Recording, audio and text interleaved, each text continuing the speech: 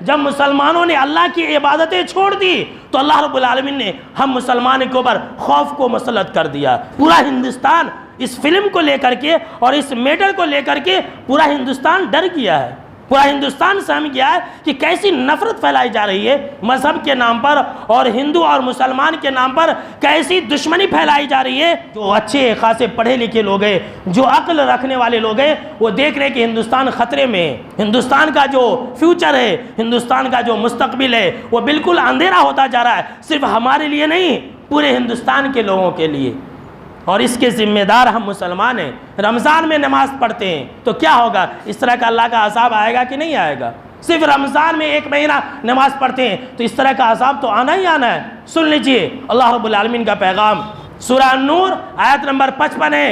اللہ رب العالمین نے قرآن مجید کے اندر فرمایا وعد اللہ الذین آمنوا منکم وعملوا الصالحات، کہ اللہ رب العالمین کا وعدہ ہے ان لوگوں سے جو ایمان لائے اور نیک اعمال کرتے رہے۔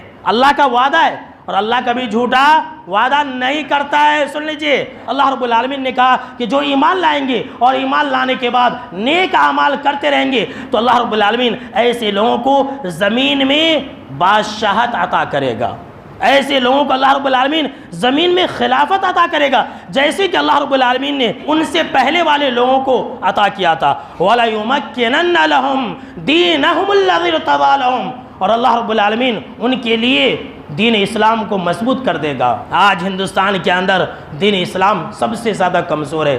آگے اللہ رب العالمین نے فرمایا وَلَيُبَدِّلَنَّهُمْ مِن بَعْدِ خَوْفِهِمْ أَمْنًا، اور سنو اگر تم نیک اعمال کرتے رہو گے، شرک سے اور کفر سے بچو گے، تو ہم ڈر اور خوف کے بعد امن لائیں گے۔ اللہ اکبر، یہ اللہ کا وعدہ ہے کہ ہم ڈر اور خوف کو امن سے بدل دیں گے۔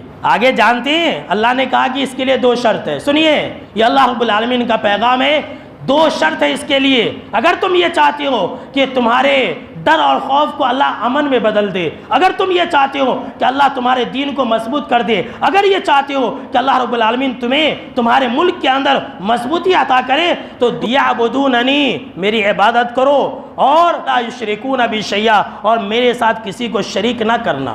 مسلمان اللہ کی عبادت بھی نہیں کرتے، اور مسلمان سب سے زیادہ شرک بھی کرتے ہیں۔ مسلمان عبادت کرنے والے ہیں نہیں ہے، نہ 5 نمازیں، نہ رمضان کے روزے، نہ حج، نہ زکوٰۃ، یہ جتنی بھی عبادتیں مسلمانوں نے ان تمام عبادتوں کو چھوڑ دیا ہے، تو کیا ہوگا میرے دوستو؟ شرک کے اندر مسلمان ملوث ہو گئے تو کیا ہوگا؟ اس طرح کا عذاب تو آئے گا ہی نا۔ لہٰذا میرے دوستو پیغام یہی ہے کہ شرک اور بدعت سے اللہ رب العالمین کا عذاب نازل ہوتا ہے۔ سن لیجئے مسلمان جتنا زیادہ شرک کو اپنائیں گے، مسلمان جتنا زیادہ بدعات کے اندر ملوث ہوں گے، اتنا ہی زیادہ اللہ رب العالمین کا عذاب آئے گا اور اتنا ہی زیادہ مسلمان پریشان ہوں گے۔ یہ